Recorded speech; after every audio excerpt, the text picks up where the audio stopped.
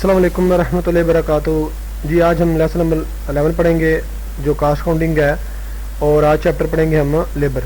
अच्छा, 3 element of cast होते हैं जिसमें मटेरियल, लेबर और एफर्ट है। मटेरियल हम पढ़ चुके हैं, अब हमने लेबर पढ़ना है और एफर्ट बाद में पढ़ना है। ठीक है, मतलब जो लेबर होता है वो बड़ा इंपॉर्टेंट पार्ट होता है, वो बड़ा इंपॉर्टेंट पार्ट होता है आपकी किसी ऑर्गेनाइजेशन का प्रोडक्शन कास्ट का। ठीक है, जिससे हम प्रोडक्शन कास्ट का बहुत ज़्यादा बड़ा एलिमेंट होता है। ठीक है, पार्ट ऑफ द एलिमेंट होता है जो आपकी प्रोडक्शन में होता है। ये एलिमेंट लेबर का जो एलिमेंट इंकर होता है, सबसे बड़ा जो एलिमेंट बेसिक एलिमेंट है वो पेरोल सिस्टम है। तो तनख्वाहें देना लोगों को, लेबर को। ठीक है, एलिमेंट पेरोल सिस्टम में एक्सिस्टेंस आ जाती है, लेबर कास्ट में आ जाती है, एडमिनिस्ट्रेशन स्टाफ है जो वो आ जाता है, और आपका selling and distribution staff expense है उनको पेरोल जो होता है सैलरी देते हैं। अब जो टोटल लेबर हमारे मैन्युफैक्चरिंग एरिया में इंक्लूड होते हैं सेपरेटली एलिमेंट के साथ, वो क्या है हमारे डायरेक्ट लेबर होते हैं जो प्रोडक्शन में डायरेक्टली आपका काम करते हैं, और इनडायरेक्ट लेबर वो होते हैं जो आपके इनडायरेक्टली प्रोडक्शन के तौर पर काम करते हैं। ठीक है, उसके बाद आपका आ जाता है अब नॉर्मल लेबर वो होते हैं जो आपकी ब्रेक डाउन, जैसे फॉर एग्जांपल लाइट चली जाती है और मशीनरी चल रही, फ्री में बैठे होते हैं, ठीक है, काम नहीं कर रहे होते, तो वो अब आपके अब नॉर्मल के लेबर आ जाते हैं। ठीक है, लेबर रिलेटेड कास्ट में जो लेबर रिलेटेड कास्ट है, जैसे ओवर टाइम, आप ओवर टाइम लगाते हो, बोनस लेते हो, पे लेते हो, शिफ्ट लेते हो, शिफ्ट अलाउंस लेते हो या अदर बेनिफिट मिलते हैं, तो वो लेबर आपकी जो कास्ट होती है उसके साथ ये पूछ सकता है आपके अब नॉर्मल डायरेक्ट लेबर में कौन से आते हैं, इनडायरेक्ट लेबर कौन से आते हैं, ये हमारा लेबर उन कहाँ से अब नॉर्मल में कौन सी चीज़ें आती हैं। ठीक है, अब आप ये भी देख लीजिएगा, इसमें ये देख लेते हैं कि डायरेक्ट लेबर कास्ट कौन से, डायरेक्ट लेबर कौन से होते हैं जो डायरेक्टली प्रोडक्शन में काम कर रहे होते हैं, जो मतलब for example wages pay to the employ worker engage in manufacturing, जो चीज़ें बना रहे होते हैं उसको वेजेस पे दी जाती है, like brick, spinning and weaving and direct labour cost. ठीक है, तो ये डायरेक्ट लेबर कास्ट है। इसमें एलिमेंट देखिएगा जो आपके कहते हैं broadly speaking labour cost will be include है। ठीक है, पहला पॉइंट है कि डायरेक्टली रिलेशन जो रखता है प्रोडक्ट के साथ या प्रोसेस या प्रोडक्शन के साथ ये है। दूसरा, ये डायरेक्ट लेबर मैयर करता है लाइट ऑफ द रिलेशनशिप, मतलब जो रिलेशनशिप रखता है मैयर करता है, जिसको हम मैयर कर सकते हैं लाइट ऑफ द रिलेशनशिप में प्रोडक्शन के साथ रिलेट था, काम कर रहा था। एंड जो आपका लेबर कास्ट है सफिशिएंट और मटेरियल सफिशिएंट इन अमाउंट, मतलब आपकी सफिशिएंटली चीज़ होनी चाहिए जो लोग लेबर में इसमें काम इन्वॉल्व कर रहे हैं। ठीक है, इकोनॉमिकल सॉरी ठीक है, ये एक देख लेते हैं। अब देखिएगा नीचे इनडायरेक्ट लेबर कास्ट होते हैं जो आपकी प्रोडक्शन में डायरेक्टली इंक्लूड नहीं होते, इनडायरेक्टली इंक्लूड होते हैं। ठीक है, जो मैन्युफैक्चरिंग में नहीं आते, जैसे कि आप salary and wages pay to the supervisor बंदे को खिलार देते हैं, फोरमैन है, स्टॉक कीपर है, क्लिनिकल स्टाफ है, ये सारी जितने भी आपके कॉन्स्टिट्यूशन में आ जाते हैं इनडायरेक्ट लेबर कास्ट है। अब पूछ लेता है कि डायरेक्ट लेबर में अब ये फोरमैन है, सुपरवाइजर फलाना, ये लिखा होगा कि बताओ इनमें से इनडायरेक्ट लेबर कौन सा है, तो वो आपको बताना पड़ेगा। जो डायरेक्टली प्रोडक्शन में आएंगे तो वो हमारे क्या होंगे, डायरेक्टली लेबर होंगे। ठीक है, अच्छा जी, सॉरी पीछे लेके जाते हैं। ओहो, एक मिनट है जी, चलें जी, पेरोल सिस्टम में आ जाते हैं। तो पेरोल सिस्टम में हमने ये देखा है कि पेरोल सिस्टम एम्प्लॉय को दिया जाता है। सारी बात है, आप पेरोल एम्प्लॉय को देते हो, तनख्वाहें जो काम करते हैं उसके पर मंथली वाइज या आपको एनुअल वाइज दिए जाते हैं या वीकली वाइज देते हैं, जो भी है एक सिस्टम है। अच्छा जी, जो आपका पहले आ जाता है wages on out of the weekly भी देते हो, मंथली भी देते हो। ठीक है, तो ये 2 चीज़ें हैं। ठीक है, पेरोल के जो आपके आ जाते हैं। ठीक है, उसके बाद आपकी एक मिनट है जी, पीछे देख लेते, पीछे यही है। ठीक है, अच्छा जी, कहता है जो सम टाइम होती है, मतलब सम टाइम में क्या होता है, सम टाइम में सैलरी फिक्स होती है मंथली वाइज, क्योंकि आपको सैलरी मंथ वाइज पे फिक्स दी जाती हैं, फिक्स वाइज दी जाती हैं आपको मंथली वाइज, वीकली वाइज, और सम टाइम दिहाड़ी पे होते हैं, डे वाइज होते हैं, बाद को इनको बोनसेस भी वगैरह दिए जाते हैं। अब हमने देखना है कि आपका जो ग्रास पे एंड नेट पे कैसे निकलता है। ग्रास पे में देखिएगा जो हमारी टोटल वीकली मंथली या अमाउंट होती है वो हमारी क्या होती है, इज कॉल्ड इज ग्रॉस पे। ग्रॉस पे होता है हमारा, ठीक है, जो हमें मंथली या एनुअली दी जाती है वो ग्रास पे होता है। उसमें कुछ एक्सपेंसेस होते हैं जो हमें लेस करते हैं, जैसे not amount of the money imply receive because deduction is taken away from the grass पे। ग्रास पे में से कुछ डिडक्शन होती है, फिर वो हमारी नेट सेल निकलती है, नेट इनकम निकलती है या नेट पे निकलती है। डिडक्शन कौन सी है, ये डिडक्शन पूछ लेता है डिडक्शन कौन सी है, स्टेशनरी डिडक्शन और नॉन स्टेशनरी डिडक्शन, ठीक है। तो ये हमारी आ जाती है, ठीक है। उसके बाद देखिएगा स्टेशनरी, देखो जी स्टेशनरी डिडक्शन देखिएगा जो हमारी वो होती हैं जो बाय लॉ होती है, इनके जैसे इनकम टैक्स आप चार्ज करते हो या सेल टैक्स चार्ज करते हो, हमारा इनकम के ऊपर हमारी इनकम टैक्स होती है, या हम जो चीज़ बेचते हैं उसके ऊपर सेल टैक्स होता है, तो वो हम ग्रास पैस से लेस करते हैं, ठीक है। वो मतलब कलेक्ट करके टैक्स का कलेक्टिव करके आपकी इनकम कितनी है उस हिसाब से आपका टैक्स बनता है, तो वो काटते हैं, ठीक है। इनकम टैक्स एम्प्लॉय के ऊपर एवरी टाइम होता है जो पेड करते हैं, और tax payment is therefore known as pay as you earn and pay, मतलब जो आप अर्न करते हो उसके ऊपर आपको पे करना पड़ता है, ठीक है। तो ये चीज़ें आ सकती हैं। नॉन स्टेशनरी में देखिएगा deduction for the employ to the make, मतलब आप क्या करते हो, सब्सक्रिप्शन टू ट्रेड यूनियन में कोई सब्सक्रिप्शन करा देते हो ट्रेड यूनियन में, ठीक है, उसके लिए वो नॉन आ जाती है। और contribution to the employ to the pension scheme, और पेंशन स्कीम में आप कुछ हिस्सा ले लेते हो तो वो चीज़ें आ जाती हैं, ठीक है। अब नीचे उसका फार्मूला दिया हुआ है, ये आपको सवाल पूछेगा, और ये फार्मूला वैसे भी एमसीक्यूज में पूछ सकता है, वैसे आपको न्यूमेरिकल दे के भी आपको दे सकता है। फॉर एग्जाम्पल वो आपको ऐसे देता है, ग्रास पे दिया होती है, ग्रास पे दी होती है, उसमें से ये भी दिया स्टेशनरी डिडक्शन और नॉन स्टेशनरी डिडक्शन दी होती हैं। तो आपने क्या करना है, ग्रास में से दो चीज़ें लेस कर दें तो वो हमारा नेट पे या टेक होम पे आ जाता है, ठीक है। तो ये चीज़ें आ जाती हैं, तो बस इतना सा काम है, तो वो आपने करना है, ठीक है। उसके बाद देखिएगा cost of the labour of the employer, मतलब एम्प्लॉयर एक कास्ट को कैसे बियर करता है, ठीक है। तो ये एक नीचे 2 पॉइंट दिए हुए हैं कि जो हमारा एम्प्लॉयर है तो वो क्या करता है, एम्प्लॉय कहते हैं आदि employ provident and fund contribution, ठीक है, आदि part of the stationery deduction from the provident fund. वो होते हैं जो आपकी कुछ हिस्सा सैलरी में से ले लिया जाता है, बाद में आपको पेंशन दी जाती है, और आपको मंथली वाइज या इकट्ठी अमाउंट लमसम दी जाती है, उसके बाद पेंशन दी जाती है, वो प्रोविडेंट फंड में आपके सेव कर लिए जाते हैं, ठीक है। उसके बाद देखिएगा also employ provident fund contribution, ठीक है, वैसे एम्प्लॉय इसमें एम्प्लॉय कर सकता है, इसमें एम्प्लॉयर करता है, ठीक है। The additional payment of that employer है पे टू दी गवर्नमेंट, ठीक है, जो फॉर एग्जाम्पल एम्प्लॉयर कंट्रीब्यूशन करता है, ठीक है, उसके बाद जो भी एडिशनल अमाउंट है तो उसमें भी एम्प्लॉयर गवर्नमेंट में इम्प्लीमेंटेशन अमाउंट पे करता है अपने एम्प्लॉय के लिए, ठीक है। उसके बाद देखिएगा जो अमाउंट पेबल होती है वो amount earn by the employ होती है, जो एम्प्लॉय ने अर्न की होती है वो रिलेटेड टू अमाउंट पेबल होती है, जो हम पे करते हैं, एम्प्लॉय का हिस्सा होता है जो उसने कमाया होता है, ठीक है, सही है। तो हमने employ total cost wages and salary तो कैसे निकलता है, ग्रास वेजेज एंड सैलरी, मतलब जो ग्रास वेजेज एंड सैलरी वो, और plus employer provident fund contribution, तो इन दोनों को मिला के हमारी टोटल सैलरी बनती है। तो अदर डिडक्शन में देखिएगा, अदर डिडक्शन में आ जाती है आपकी पेंशन कंट्रीब्यूशन, आपने पेंशन कंट्रीब्यूशन किया वो भी डिडक्शन है आपकी, ये ग्रास पे में से लेस करनी है, ठीक है। डिडक्शन बाय अंडर दी पे रोल गिविंग स्कीम, कोई स्कीम चैरिटी में आप पैसे दे देते हो वो भी आप डिडक्शन करनी है। डिडक्शन अंडर दी पे रोल सेविंग स्कीम, आप सेविंग स्कीम में पैसे पे करते हो वो भी आप लेस करेंगे। Trade union subscription, trade union में से कोई कारोबारी है या ट्रेड कोई तजारत कर रहे हैं, उस कोई सब्सक्रिप्शन आपने हासिल किया या रजिस्टर्ड हुए हैं तो उसके भी वो लेस किया जाता है। Deduction for the holiday for scheme, आपकी हॉलीडे है, ठीक है, जो आपके लिए गवर्नमेंट ने या कंपनी ने दी होती है तो वो भी आप डिडक्शन कर सकते हैं। डिडक्शन बाय एम्प्लॉय, मतलब कैसे, by example of fees for use of the company sport club, मतलब स्पोर्ट क्लब के लिए कोई फीस यूज होते हैं तो वो भी आप क्या कर सकते हो, डिडक्शन कर सकते हो।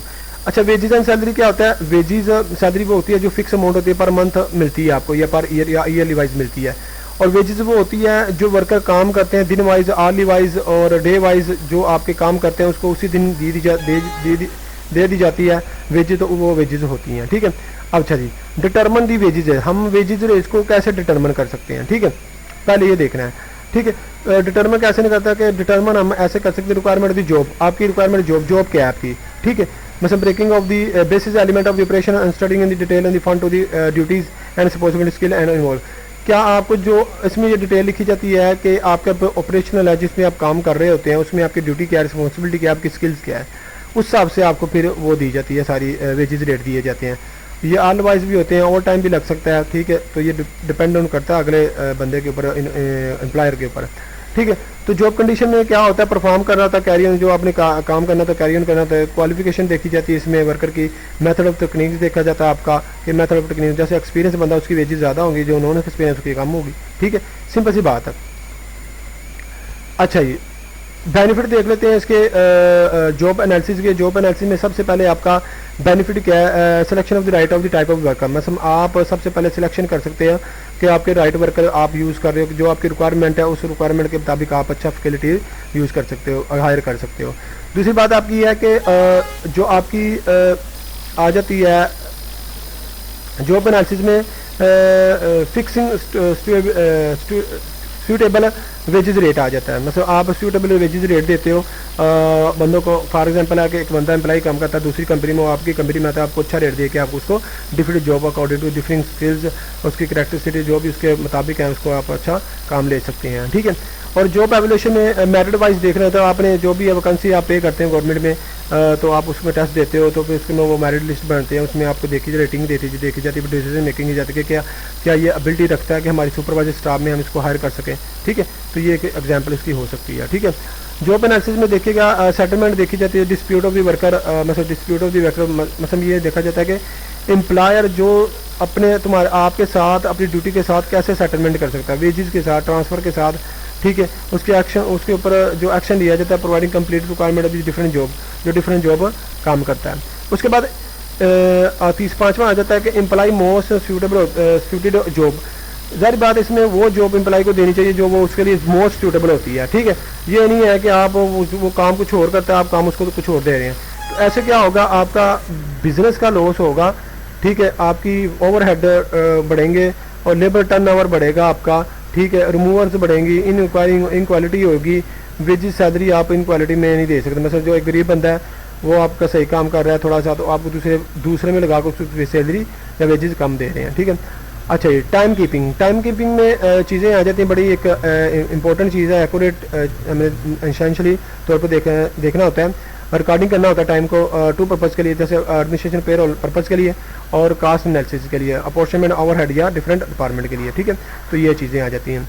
उसके बाद देखिएगा purpose of the time meeting में देखिएगा, टाइम कीपिंग में देखिएगा, पहला पर्पज़ है कि प्रिपरेशन द पेरोल, आप पेरोल देते हैं, ठीक है।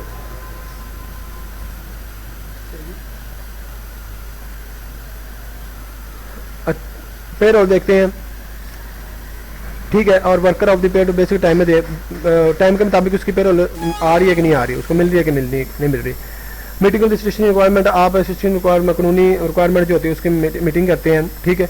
और इंटरनल जो आपका इंटरनल एडमिनिस्ट्रेशन है, like increment and pension, provident fund, gratuity and leave benefit, वो आपको इंटरनल एडमिनिस्ट्रेशन तौर पर मिल रहा है कि नहीं मिल रहे टाइम कीपिंग के हिसाब से। अच्छा proper distribution between direct and direct labour, normally time and over time, ये सारी चीज़ें इसमें देखी जाती हैं, ठीक है। आपने ओवर टाइम कितना है, नॉर्मल टाइम आपका कितना, बेसिक टाइम कितना आपका, ये चीज़ें सारी देखी जाती हैं। ओवर हेड रेट दिया जाता है if base on the labour hours, अगर वो लेबर आर्स के ऊपर बेस करता है तो ओवर हेड रेट देखा जाता है। मशीन आर के ऊपर देखा जाता है तो फिर ये लेबर का चैप्टर है तो लेबर में नहीं आएगा, मशीन आर के में देखा जाएगा, ठीक है। वो ओवर हेड में देखा जाएगा, ठीक है। इसमें रेगुलरिटी देखा जाता है, डिसिप्लिन देखा जाता है और इंश्योर किया जाता है कि क्या हमारा जो लेबर काम कर रहा है फैक्ट्री में वो उसका रेगुलरिटी किस तरह की है, वो रवैया उसका किस तरह का है, ये सारी चीज़ें उसकी देखी जाती हैं, ठीक है।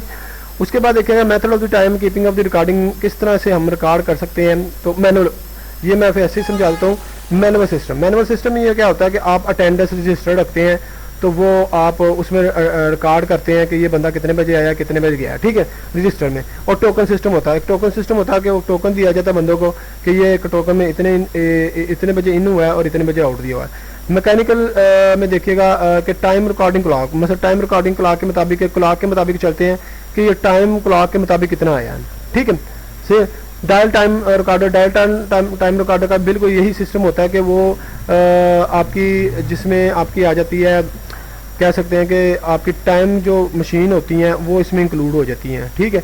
जो आपकी टाइम मशीन होती है, बस फॉर एग्जाम्पल बंदा इंटर होता है वो खुद ब खुद कैप्चर करके ना उसको रिकॉर्ड कर लेती है, ठीक है। उसके बाद देखिएगा इलेक्ट्रिकल मेथड में देखिए स्मार्ट कार्ड आ जाए। स्मार्ट कार्ड में जैसे आपने मशीन देखे होगा कि आप अंगूठा लगाते हो तो आपकी अटेंडेंस हो जाती है, ठीक है। तो ये सारी इसमें आपकी ये बताई हुई है, सारा कुछ मैंने ये बता दिया हुआ है, ठीक है। तो इसको आपने देख लेना, ठीक है। अच्छा जी,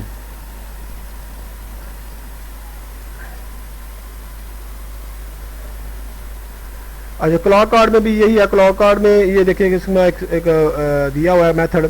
क्लॉक का सिस्टम में आपको पता समझने लग जाएगी कि ये टाइम दिया हुआ है, रेगुलर टाइम इन आउट, मतलब रेगुलर टाइम जो इसका बेसिक टाइम है वो इंटर कब हुआ है, आउट कब हुआ है, और ओवर टाइम में वो कितना इन हुआ कर रहा है, आउट कब हो रहा है, और टोटल टाइम इसका क्या है। मतलब इन दोनों को जमा करके टोटल टाइम हो जाएगा। डेज क्या है, मंडे, टाइम क्या है, PM AM। ये एक क्लॉक कार्ड है, ये क्या है, क्लॉक कार्ड है जो इसके जरिए हम रिकॉर्ड करते हैं। ये इलेक्ट्रिकल आपका आ जाता है, ये भी समझा दिया आपको, ठीक है। Job time sheet, job time sheet में क्या होता है ये हम देख लेते हैं कि इसमें ये एक्टिविटी, ये 5 चीज़ें इंपॉर्टेंट है इसमें, तो ये करनी है आपने। To ensure that time period for the properly utilise, क्या वो अपने टाइम को पूरा यूटिलाइज कर रहा है कि नहीं कर रहा। मतलब ये ना वो काम चला गया और उसमें फजूल में बैठा रहा है, काम किया नहीं है, ठीक है। To ascertain the labour cost of the individually job and the cost of the worker done, मतलब क्या वो अपने वर्क डन कर पा रहा है कि नहीं पा रहा उसी टाइम के मुताबिक। Rate of the absorption over head expense देखना, अगर वो बेस कर रहा है डायरेक्ट लेबर के ऊपर, अगर मशीन आर के ऊपर कर रहा है तो उसकी अगेंस्ट ऑफ जॉब देखेंगे, मशीन के हिसाब से देखेंगे। असर्टन करेंगे मिनिमाइज आइडियल टाइम, आइडियल फजूल में कितना अपने टाइम को मिनिमाइज करे, आइडियल टाइम को जो फजूल में बैठा रहता है, और उसके बाद वो परफॉर्म किस तरह कर रहा है एक्चुअली टाइम के मुताबिक और बजट के टाइम के मुताबिक, ठीक है। तो बजट टाइम होता है जो आपको टाइम दिया जाता है, और एक्चुअल होता है जो आपने किया होता है। पेरोल में प्रोसेसिंग ऑफ पेरोल देखिएगा जी। आज अब प्रोसेसिंग ऑफ दी पेरोल देखते हैं। प्रोसेसिंग पेरोल में देखिए सबसे पहले जो आपका आता है कैलकुलेट, जो पहले सबसे आता है पहला कैलकुलेट दी वेजेस हैं, ग्रास वेज हैं, सैलरी ऑफ द पीरियड के पे जिस पीरियड का आपने पहले सैलरी और वेजेस निकालें। उसके बाद आपने कैलकुलेट करें income tax payable of these earning, जितना आपने अर्न किया उसका इनकम टैक्स निकालें। उसके बाद आपने कहा calculate the staff benefit of the contribution deduction, आपने स्टाफ बेनिफिट निकालें, उसमें डिडक्शन कर दें। उसके बाद निकालें calculate employer benefit contribution, find the employ collectively and employer, जो मिलकर दोनों कंट्रीब्यूशन कर रहे हैं उसको देखें, ठीक है। और कैलकुलेट नॉन स्टेशनरी डिडक्शन, ये भी देख लें। प्रीपे पेइंग स्लिप ग्रॉस पे रिडक्शन एट पे स्लिंग बनाएँ, पहले ग्लास पर मूव करें फिर रिडक्शन लेस करें। उसके बाद make the payment of the net पे टू दिस एम्प्लॉय के लिए नहीं नेट जो पेमेंट है वो देखें, ठीक है। उसके बाद जो आपका आ जाता है make the payment of the reduction पे employer state bank state contribution benefit contribution paid to organisation, कहता है कि मेक पेमेंट बनाएं डिडक्शन फ्राम द, जो हमारी नेट पे से डिडक्शन होती है वो लेस करें। Record the payroll cost and accounting system, हमें पे रोल कास्ट सिस्टम बनाए पूरा बकायदा जिसमें हम रिकॉर्ड करते हैं, ठीक है। उसके बाद आ जाती है स्लिप। स्लिप वो चीज़ है जो एम्प्लॉय को वेजेस सैलरी दी जाती है, जिसके अंदर स्लिप बनाई जाती है, ठीक है, कि ये स्लिप है, ये आप कंपनी वाले बनाते हैं, ठीक है, एम्प्लॉय ताकि उसमें जाके वो कैसे अपने पे कैसे कर सकते हैं इनकम टैक्स वो या कंट्रीब्यूशन जो कर रहा है उसको डिडक्शन करें।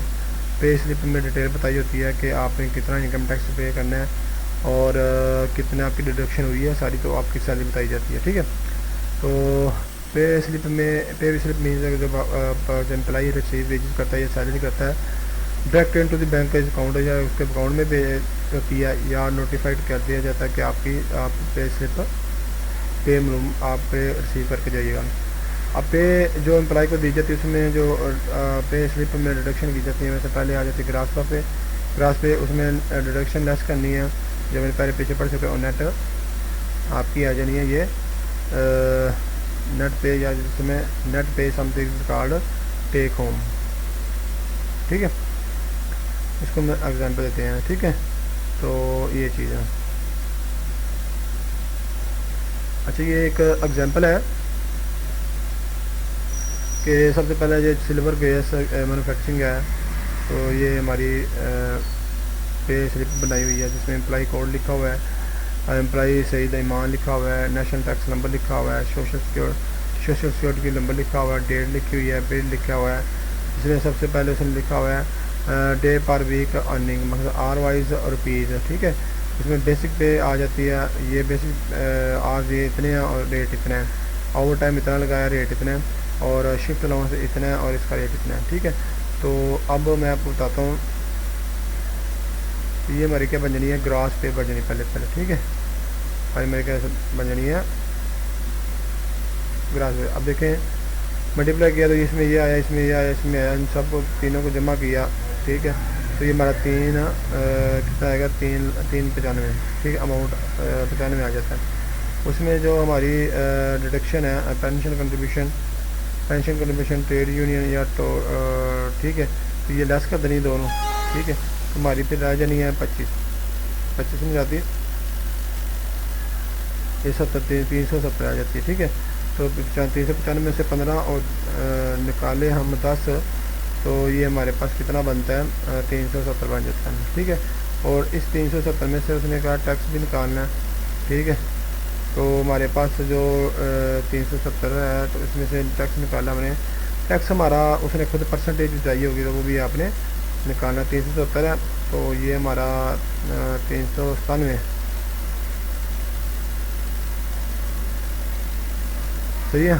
तो ये हमारा आ जाना है, हमारी डेट आ जानी है इनकम टैक्स 57।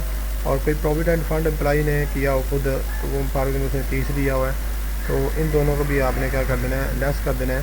तो जो अमाउंट आएगी वो हमारी आएगी नेट पे 281 रुपये आ जाएगी, ठीक है, ठीक है। तो ये अमाउंट आ जाएगी। उसके बाद देखिएगा ये छोड़ दें, ये वीकली वाइज 40 वीक मतलब टैक्स पीरियड 40 वीक, मतलब एक साल में या एक महीने में 40 वीक्स के मुताबिक सैलरी बनाई हुई है, वीक वाइज आपने इसको देख सकते हैं।